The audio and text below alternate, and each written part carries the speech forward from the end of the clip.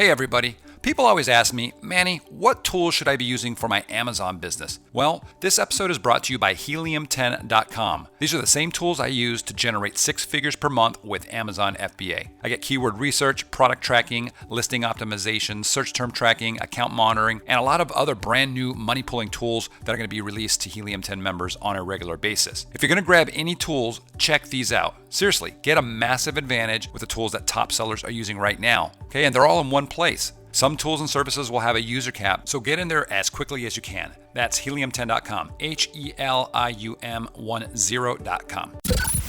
Warning, the following podcast has been classified as insanely lucrative. Listener discretion is advised. So to clarify, what this means is that if you want to sell or list a product for one of these brands, you're not going to be able to. Your attention, please. Listening to the AM/PM podcast may cause recurring revenue streams and unfair advantages over your competitors. Other side effects may include fatter wallets, fired bosses, and longer vacations. Listen at your own risk. Here's your host, 7-figure entrepreneur and online marketing madman, Manny Coates. Manny Coates. Hello, everybody, and welcome to the AM/PM podcast. My name is Manny Coates, and I will be your host. And this is the show where we discuss how to generate recurring revenue streams 24 hours per day during the AM and the PM, hence the name of the show, AM/PM podcast. As a matter of fact, I'm sitting here, it's Sunday morning, I'm having a coffee, delicious coffee, and while drinking this thing, I am making money. How cool is that? Pretty cool, I think. So I want to say, first of all, that's me putting down the coffee here. I want to say, first of all, that there's probably going to be some background noise. There's no way of getting around this. I wanted to put this out today. And there is a big kids party outside about 100 feet away. And no matter how insulated I am right now, you're going to hear some kids screaming every once in a while. So I apologize in advance, but let's talk about being gated for brands. This is happening right now. It's breaking news and it's hitting all the different channels that are out there. Periscopes and podcasts and Facebook groups and emails and blogs. I mean, it's all over the place. So if you haven't heard about this, let me tell you what I'm talking about.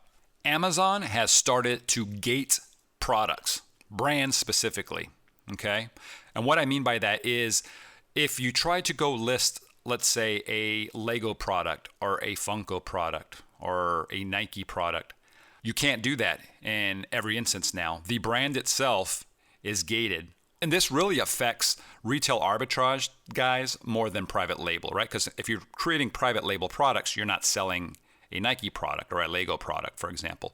So it's really affecting them. And what's happening now is that Amazon has essentially, these are rumors. This is what's going around because they haven't officially said anything at the time of this podcast. But what's going around is they're trying to reduce the amount of counterfeiting that's going on, right? And we talked about this at length. Like the hijacker problem is getting worse and worse, where people jump on, they sell counterfeit product, they underprice you, and it's just a mess. If you run out of inventory, counterfeiters or hijackers jump on your inventory, again, it's a mess. So what's happening right now, it looks like there's over 100 brands that, and this is growing very quickly, by the way, that have now gated their brand. And if not the brand, also specific ASINs. So let me give you some examples. I kind of mentioned some of them already. But if you try to go and sell Adidas, for example, you have to get approved before you're allowed to actually list those products, okay? And then there's a $1,500 fee to actually get the approval or to get the privilege of selling those products, okay? And this is a non-refundable deposit. Here's some of them right now. You have Adidas is $1,500, Funko $1,000, Gund $1,000, Lego $1,000, Pokemon $1,000, Nike $1,500, LG $1,000, Microsoft $1,000, Star Wars $1,500, and it just keeps going and going. It's been building up over the past week. So to clarify, what this means is that if you want to sell or list a product for one of these brands, you're not going to be able to. It's going to ask you to actually apply. In these particular brands, you're going to have to pay a non-refundable fee. Okay, so this is really, really going to start crushing the counterfeiters and hijackers, you name it. So this is pretty terrible for retail arbitrage people. Again, for private label, not as much. Now, I mentioned the brands, and even within the brands that I mentioned, not all ASINs are actually gated yet.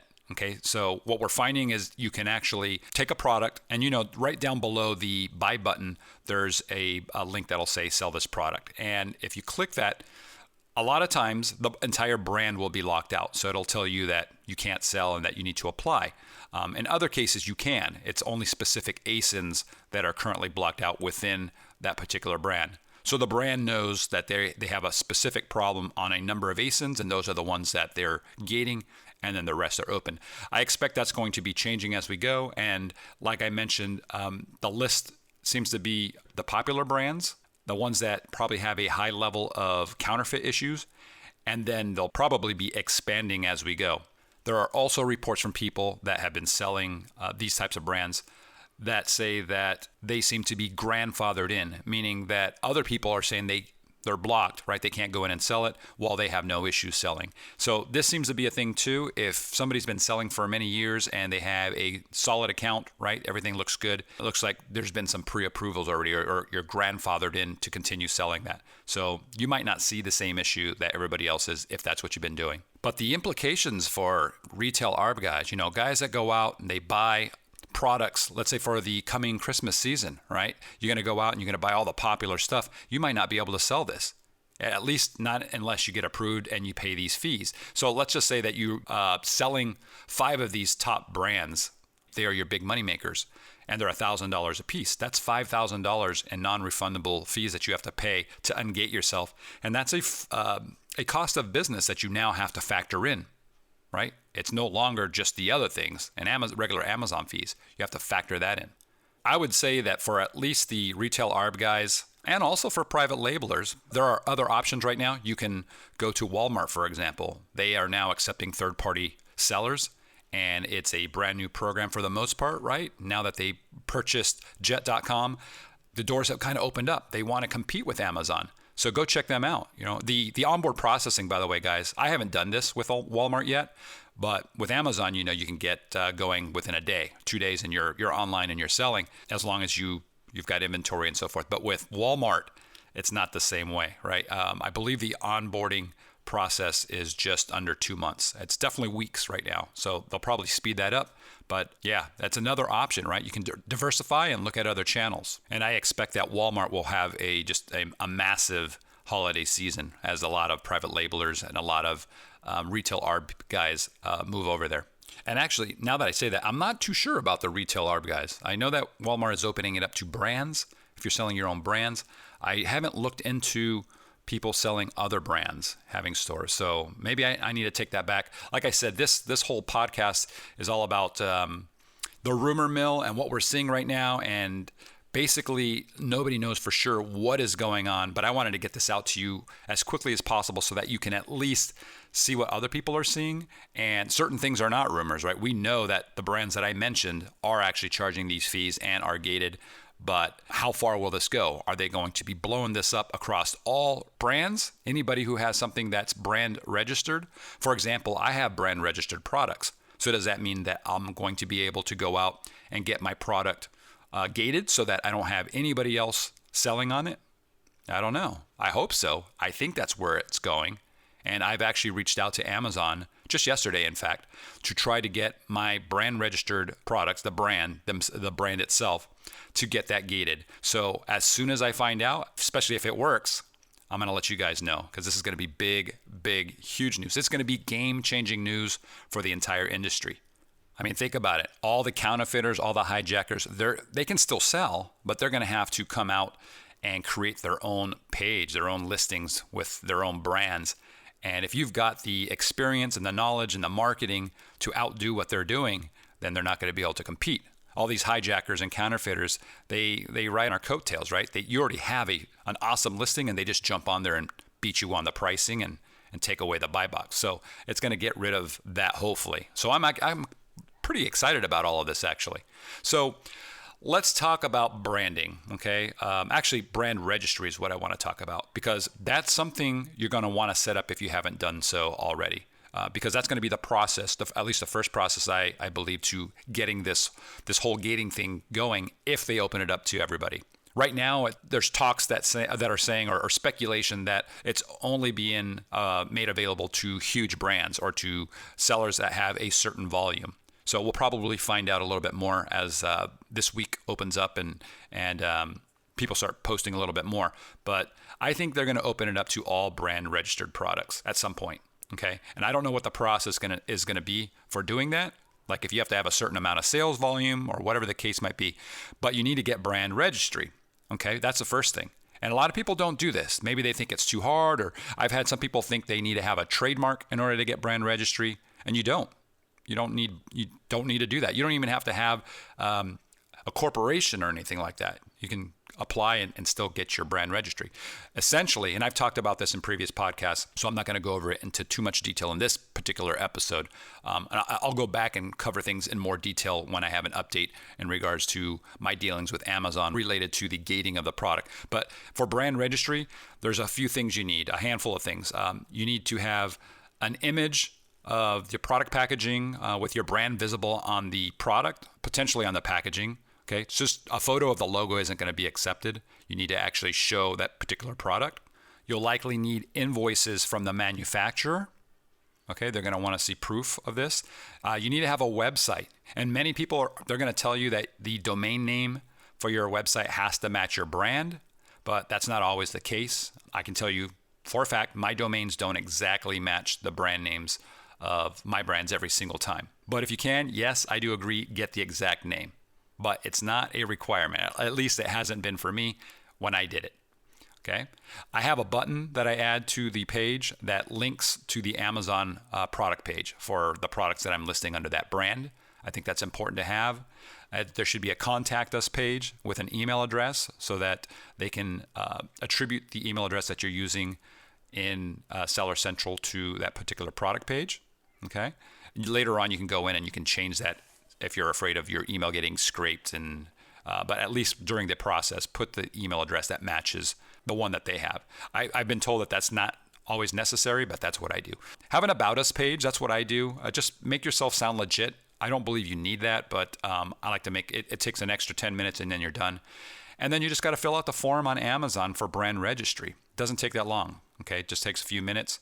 That's the quick, I guess, 5-6 step, how many points that was on brand registry. There's a lot of resources out there on what you need to do, so I'm not going to go into it too much.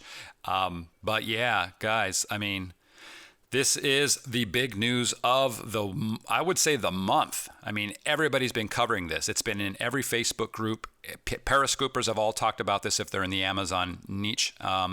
And I don't know if other podcasters have actually talked about this. I'm sure they will this week, but I'm definitely releasing this right now just to get the information out there. So look for part 2 of this once we know a little bit more. Hopefully it won't be too long. And hey, by the way, I want to say, if you're not part of our Facebook group, this is where all this news is breaking, right? We knew about this almost a week ago, and we were waiting for a little bit more information to come in before actually doing the podcast. And since it's been almost a week, I thought I'd put out a podcast about the topic, even though all the facts, all the details are not in quite yet. But the members, the FBA high rollers, that's what we call our community, they're posting about this. They're bringing these findings to the attention of everybody on a daily basis. So if you're not a member of our Facebook group, it's a closed group, but we can get you approval. Just head over to Amazon, search for Amazon FBA High Rollers. That's the name of the group. Or if you want a link specifically to it, right, so that there's no mistake, so you're not clicking into another group by accident, just go over to our website at ampmpodcast.com, and then over on the right side is a link to our Facebook group. That'll take you right there. Apply to the group, and then you'll be set. It's approaching, I believe, 7,000 active members, or 7,000 members, a very active community. It's really, really cool place to hang out, get to know other people in this industry and learn a lot. So that's it, guys. If you are a first-time listener, make sure to listen to the other podcasts. We have quite a few dozen podcasts, lots of good information. We also have some cool tools available over at helium10.com that are game changers, in my opinion. And until next time, guys, have a great day, and I'll talk to you soon.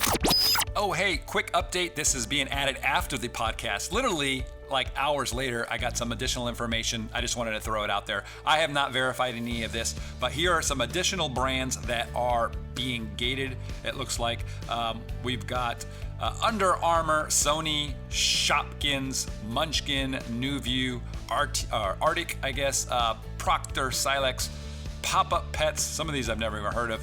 MasterChef Junior, Magic Union, HTC, HP, Ivation, Impressa, Creative Hands, Belkin, ASICS. ASICS actually shows $1,500 to get in.